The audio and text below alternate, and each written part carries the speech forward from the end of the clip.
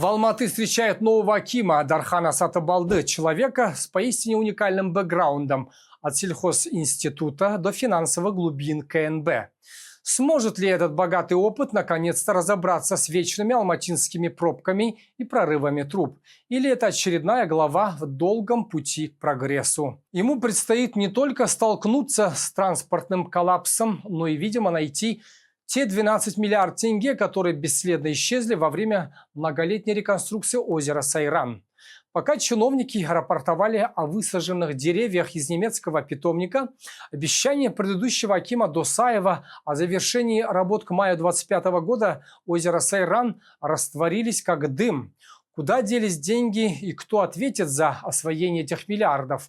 Официально парк Сайран является закрытым, но я проберусь туда и посмотрю, действительно ли он готов открыться 1 июня. Сразу хочу обозначить, что люди здесь уже ходят. А верх парка совсем не изменился. Пустыри без новых деревьев, граффити, которые я видела еще в прошлом году, и даже что-то с трещинами. Из нового только асфальт. Спускаемся вниз и видим, людей гуляющих больше, чем людей строящих. Воды практически нет, из нового есть только площадка для трюков. Похоже, новому акиму предстоит не только превратить южную столицу в культурный центр, но и, что важнее, научиться находить потерянные миллиарды.